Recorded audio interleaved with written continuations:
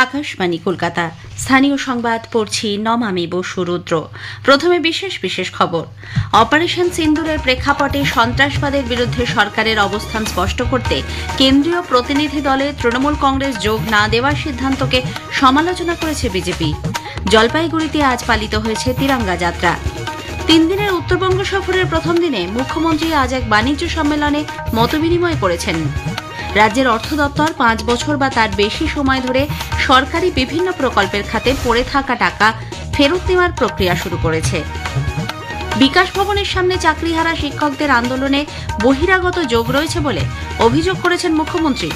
এই মন্তব্যের প্রতিবাদ জানিয়েছেন আন্দোলনকারীরা। টিটাগড়ে একটি ফ্ল্যাটে বিস্ফোরণের ঘটনায় গ্রেপ্তার এক তৃণমূল কংগ্রেস কাউন্সিলর সহ 3 জন। অনূর্ধ্ব 15 জুনিয়র ক্রিকেট টুর্নামেন্টে চ্যাম্পিয়ন হয়েছে মোহনবাগান। আসছি বিস্তারিত খবরে। অপারেশন সিন্দুরের প্রেক্ষাপটে সন্ত্রাসবাদের বিরুদ্ধে সরকারের অবস্থান স্পষ্ট করতে বিভিন্ন দেশে পাঠানো কেন্দ্রীয় প্রতিনিধি দলে তৃণমূল কংগ্রেস যোগ না দেওয়ার যে সিদ্ধান্ত নিয়েছে তার সমালোচনা করেছেন কেন্দ্রীয় প্রতিমন্ত্রী সুকান্ত মজুমদার। এক ভিডিও বার্তায় তিনি বলেন, সরকার যখন আন্তর্জাতিক ক্ষেত্রে কোনো সিদ্ধান্ত নেয় সেখানে প্রত্যেকের উচিত রাজনৈতিক মতাদর্শের ঊর্ধ্বে উঠে ভাবনা চিন্তা করা। এটি যেহেতু একটি সরকারি দল, সেক্ষেত্রে সদস্য নির্বাচনের ক্ষমতাও সরকারেরই রয়েছে। এটা একটি সরকারি টিম এবং এই সরকারি টিমে কারা কারা যাবে তার ঠিক করার এখতিয়ার সরকারের থাকে। এটা কোনো রাজনৈতিক টিম নয়। যদি রাজনৈতিক টিম হতো যে সব দল মিলে ঠিক করা হচ্ছে একটা দল যাবে, তাহলে কোনো অবশ্যই বিভিন্ন দলের কাছ থেকে চাওয়া হবে। কিন্তু যেক্ষেত্রে সরকারের প্রতিনিধিত্ব করতে সর্বদল থেকে নেওয়া হচ্ছে, সেক্ষেত্রে আমার মনে হয় সরকারের হাতে সেই অধিকারটা থাকা উচিত। অটল বিহারী বাজপেয়ীকে যখন পাঠানো হয়েছিল ভারতবর্ষের প্রতিনিধিত্ব করতে, তখন অটলজির নাম তৎকালীন প্রধানমন্ত্রী নিজে সিলেক্ট করেছিলেন, বিজেপির সাথে আলোচনা করে ঠিক করেন। উল্লেখ্য, কেন্দ্রের এই কর্মসূচিতে পাশে থাকলেও সেখানে কোনো সদস্য না পাঠানোর কথা আগে জানান মুখ্যমন্ত্রী মমতা ব্যানার্জি। কেন্দ্রীয় প্রতিনিধি দলে এর আগে তৃণমূল কংগ্রেস সাংসদ ইউসুফ পাঠানের নাম অন্তর্ভুক্ত করা হয়। এর প্রেক্ষিতে মুখ্যমন্ত্রী বলেন, দলের প্রতিনিধিত্ব কে করবেন তা দলই স্থির করবে। It is not their choice. It is the choice of the party. If they request me to send someone, we will decide the name. পার্টিকে তো জানাতে হয় মাদার পার্টিকে। পার্লামেন্টারি পার্টি পার্লামেন্টে যে বিলগুলো আসে আলোচনা করে, আর পার্লামেন্টারি পার্টিরও 2 হাউসের লোকসভা রাজ্যসভার চেয়ারম্যান আমি, অথচ আমাদের কখনো জানানো হয় না। আমাদের জানালে আমরা নিশ্চয়ই নাম দেবো, কেন দেবো না? সুতরাং এটা নিয়ে বিতর্কের কোনো ব্যাপার নেই। We are fully with the government. এদিকে অপারেশন সিন্দুরের সাফল্য সেনাবাহিনীর বীর জওয়ানদের কুর্নিশ জানিয়ে অভিনেতা খরাজ মুখোপাধ্যায় বলেছেন, এই অভিযানে জাতি ধর্ম নির্বিশেষে সকলেই গর্বিত। পেহেলগাঁওতে যে ঘটনা ঘটেছে তার পুনরাবৃত্তি আর যাতে না হয় সে প্রার্থনাও করেন তিনি। ভারতবাসী হিসেবে একটা বিরাট গর্বের বিষয়, একটা বিরাট জয়, এবং আমরা মনে মনে অন্তত এটুকু আশা করব যে এই জিনিসটার আবার পুনরাবৃত্তি যাতে না হয় সেটা মনে মনে ভীষণভাবে চাইব। সবচেয়ে অবাক হয়েছি যে মহিলারাও কিন্তু একদম সমগোত্রীয় হয়ে একেবারে পুরুষের সঙ্গে সমান তালে তাল মিলিয়ে এইভাবে লড়াই করেছেন। আমরা খুব খুশি, আবারও বলছি আমরা খুব আনন্দিত এবং আমরা খুব গর্বিত যে আমরা ভারতবাসী। অপারেশন সিন্দুরের সাফল্যে ভারতীয় সেনাবাহিনী ও প্রধানমন্ত্রীকে ধন্যবাদ এবং অভিনন্দন জানিয়ে বিজেপি আজ জলপাইগুড়িতে তিরঙ্গা যাত্রা করে। বানারহাটে এই তিরঙ্গা যাত্রায় অংশ নেন বিরোধী দলনেতা শুভেন্দু অধিকারী। তিনি বলেন, এই তিরঙ্গা যাত্রায় সাধারণ মানুষের মধ্যেও বিশেষ উৎসাহ দেখা গেছে। আলিপুরদুয়ারের সাংসদ মনোজ টিগ্গা, জলপাইগুড়ির সাংসদ জয়ন্ত রায় এবং বিধায়ক দীপক বর্মন ও বিশাল লামা সহ দলীয় নেতৃত্ব তিরঙ্গা যাত্রায় অংশ নেন। 3 দিনের উত্তরবঙ্গ সফরের প্রথম দিনেই মুখ্যমন্ত্রী মমতা ব্যানার্জি আজ শিলিগুড়ির দীনবন্ধু মঞ্চে উত্তরবঙ্গ বাণিজ্য সম্মেলনে যোগ দেন। রাজ্যের শিল্প ও বাণিজ্য ক্ষেত্রে উত্তরবঙ্গের সম্ভাবনা নিয়ে স্থানীয় ব্যবসায়ী, শিল্পপতি এবং প্রশাসনিক কর্তা ব্যক্তিদের সঙ্গে কথা বলেন তিনি। মুখ্যমন্ত্রী বলেন, ওই অঞ্চলের অর্থনৈতিক বিকাশ ও কর্মসংস্থান সৃষ্টির লক্ষ্যে রাজ্য সরকার একাধিক প্রকল্প বিনিয়োগ পরিকল্পনা গ্রহণ করেছে। এদিকে মুখ্যমন্ত্রীর আজকের কর্মসূচি চলাকালীন শিলিগুড়ি আদালতে আইনজীবীদের একাংশ পুরনো কোর্ট বিল্ডিং নির্মাণের দাবিতে প্ল্যাকার্ড হাতে নিজেদের দাবি তুলে ধরেন। উত্তরকন্যায় রাত্রিবাসের পর আগামীকাল জলপাইগুড়ির ফুলবাড়িতে ভিডিওকন গ্রাউন্ডে আয়োজিত এক সরকারি অনুষ্ঠানের মঞ্চ থেকে মুখ্যমন্ত্রী রাজ্য সরকারের বিভিন্ন সামাজিক সুরক্ষা প্রকল্পের সুবিধা প্রাপকদের হাতে তুলে দেবেন। সরকারি কর্মচারীদের বকেয়া মহার্ঘ ভাতার 25% অর্থ 6 সপ্তাহের মধ্যে মিটিয়ে দেওয়া নিয়ে সুপ্রিম কোর্ট যে রায় দিয়েছে তা নিয়ে মুখ্যমন্ত্রী কোনো মন্তব্য করতে চাননি। উত্তরবঙ্গ সফরে রওনা হওয়ার আগে আজ তিনি বলেন, আইন মেনেই সব কাজ করা হবে। এদিকে মুখ্যমন্ত্রীর এই আচরণের সমালোচনা করে সংগ্রামী যৌথ মঞ্চের আহ্বায়ক ভাস্কর ঘোষ বলেন, গণতান্ত্রিক নিয়ম মেনেই নির্দিষ্ট সময়ে মহার্ঘ ভাতা মিটিয়ে দেওয়া রাজ্য সরকারের কর্তব্য। আসলে ডিএ মামলার বিষয়ে উনি প্রাথমিক প্রতিক্রিয়া দেখানোতেও একটু থতমত খাচ্ছেন এই কারণের জন্য যে ওনার যে আইনজীবীদের যে টিম ছিল তারাও ধারণা করতে পারেননি যে এরকম একটা নির্দেশিকা সুপ্রিম কোর্টের কাছ থেকে আসতে পারে। এই ধাক্কা এখনো পর্যন্ত রাজ্য সরকার কাটিয়ে উঠতে পারেনি। আমরা বলবো, এটা যদি ওনার মনের কথা হয়ে থাকে যে আমি সুপ্রিম কোর্টের আইন নিয়ে কোনো কথা বলি না এবং যা কিছু করি আইনানুগ করি, তাহলে বলবো যে আইনানুগ করাটা হচ্ছে এটাই নিয়ম।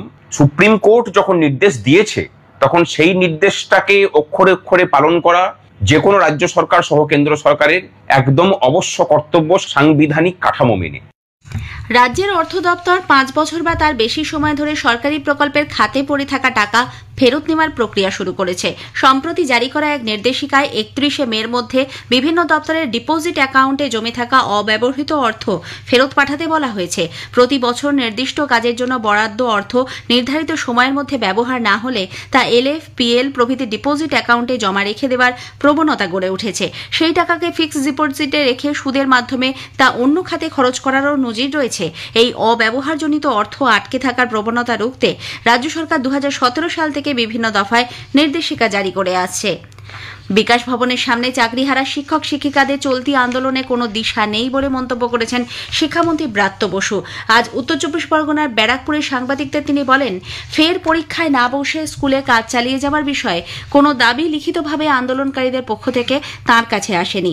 সুপ্রিম কোর্টের নির্দেশ অবহেলা করে অচলাবস্থা তৈরি করা কাঙ্ক্ষিত নয় বলেও মন্তব্য করেন শিক্ষামন্ত্রী। এর আগে মুখ্যমন্ত্রী মমতা ব্যানার্জি সরকারের প্রতি আস্থা রাখার জন্য আবারও চাকরিহারাদের কাছে আর্জি জানান। একই সঙ্গে আন্দোলনকারীদের নিজেদের সীমারেখাও স্মরণ করিয়ে দেন তিনি। এই আন্দোলনে বহিরাগত উস্কানির অভিযোগ রয়েছে বলেও মুখ্যমন্ত্রী অভিযোগ তোলেন।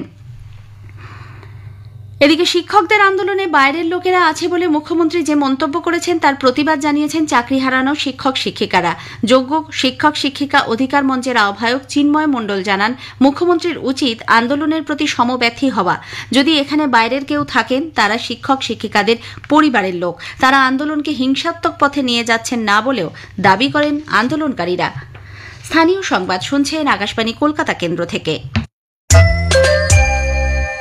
উত্তর চব্বিশ পরগনার টিটাগড়ে বহুতল আবাসনের চিলেকোঠায় বিস্ফোরণের ঘটনায় এক তৃণমূল কংগ্রেস কাউন্সিলর সহ 3 জনকে পুলিশ গ্রেপ্তার করেছে। 4 নম্বর ওয়ার্ডের তৃণমূল কংগ্রেস কাউন্সিলর আরমান মণ্ডল ওরফে মোহাম্মদ রিয়াজ উদ্দিন ছাড়াও আরশাদ খান ও মোহাম্মদ শাহরুখকে এই ঘটনায় জড়িত থাকার অভিযোগে গ্রেপ্তার করা হয়। আগেই জানানো হয়েছে, আজ সকালের ওই বিস্ফোরণে গোটা এলাকা কেঁপে ওঠে, ভেঙে পড়ে ঘরবাড়ির খানিকটা অংশ। অমৃত ভারত স্টেশন প্রকল্পের অধীনে প্রধানমন্ত্রী নরেন্দ্র মোদীর আগামী 22শে মে দেশজুড়ে 103টি রেল স্টেশনের আধুনিক সুযোগ সুবিধা জাতির উদ্দেশ্যে উৎসর্গ করার যে কর্মসূচি রয়েছে তার মধ্যে পূর্ব রেলের আসানসোল ডিভিশনের পানাগড় স্টেশন রয়েছে। এই দফায় স্টেশনের আধুনিকীকরণের সব কাজ ইতিমধ্যে সম্পন্ন হয়েছে বলে আসানসোল ডিভিশনের জনসংযোগ আধিকারিক বিপ্লব বাউরি জানিয়েছেন। উল্লেখ্য, ওই দিন পশ্চিমবঙ্গে পূর্ব রেলের 2টি কল্যাণী ঘোষপাড়া ও পানাগড় এবং দক্ষিণ পূর্ব রেলের একটি জয়চণ্ডী পাহাড় স্টেশনের ব্যবস্থাপনা সাধারণের জন্য খুলে দেওয়া হবে। শীতলকুচির কৃষক উকিল বর্মনের ছেলে পরিতোষ বর্মনকে কোচবিহার মেডিকেল কলেজের ঠিকাদারের অধীনে সুপারভাইজার পদে নিয়োগ করেছে রাজ্য সরকার। গত 16ই এপ্রিল উকিল বর্মনকে নিজের কৃষি জমি থেকে তুলে নিয়ে গিয়েছিল বাংলাদেশের দুষ্কৃতীরা। 29 দিন বাংলাদেশের জেলে বন্দী থাকার পর বিএসএফ এর উদ্যোগে অবশেষে মুক্তি পেয়েছেন তিনি। বঙ্গোপসাগর থেকে সরাসরি দক্ষিণা বাতাসের আগমন এবং বাতাসে জলীয় বাষ্পের পরিমাণ বেশি থাকায় আজও কলকাতা সহ রাজ্যে সর্বত্র বৃষ্টির পূর্বাভাস রয়েছে। উত্তরবঙ্গের দার্জিলিং, মালদা, দক্ষিণ ও উত্তর দিনাজপুরে ভারী থেকে অতি ভারী বৃষ্টির সম্ভাবনা থাকায় কমলা সতর্কতা জারি করা হয়েছে। এদিকে মেঘলা আকাশ ও বিক্ষিপ্ত বৃষ্টির জেরে দক্ষিণবঙ্গের সর্বত্রই তাপমাত্রা খানিকটা কমেছে। সিএবির অনূর্ধ্ব-15 জুনিয়র ক্রিকেট টুর্নামেন্টে চ্যাম্পিয়ন হয়েছে মোহনবাগান। আজ ফাইনালে সম্বরণ ক্রিকেট একাডেমিতে 7 উইকেটে হারিয়ে দেয় মোহনবাগান। যাদবপুর সল্টলেক ক্যাম্পাসে দ্বিতীয় দিনে 79 রান তাড়া করে মোহনবাগান 14 ওভার 3 বলে 3 উইকেট হারিয়ে 81 রান তোলে। প্রথম দিনেই সম্বরণ ক্রিকেট একাডেমি 78 রানে অল আউট হয়ে গিয়েছিল। মোহনবাগানের হয়ে মোহাম্মদ জিশান খান 3টি, অরিত্র দেবনাথ 2টি উইকেট নিয়েছেন। বৃষ্টির কারণে ম্যাচটি 65 ওভারে নামিয়ে আনা হয়। শেষ করার আগে স্থানীয় সংবাদের বিশেষ কিছু অংশ আরও একবার। অপারেশন সিন্দুরের প্রেক্ষাপটে সন্ত্রাসবাদের বিরুদ্ধে সরকারের অবস্থান স্পষ্ট করতে কেন্দ্রীয় প্রতিনিধি দলে তৃণমূল কংগ্রেসে যোগ না দেওয়ার সিদ্ধান্তকে সমালোচনা করেছে বিজেপি। জলপাইগুড়িতে আজ পালিত হয়েছে তিরঙ্গা যাত্রা। টিটাগড়ে একটি ফ্ল্যাটে বিস্ফোরণের ঘটনায় গ্রেপ্তার এক তৃণমূল কংগ্রেস কাউন্সিলর সহ 3 জন। স্থানীয় সংবাদ শেষ হল। এরপর খেলার খবর 8টা বেজে 10 মিনিটে।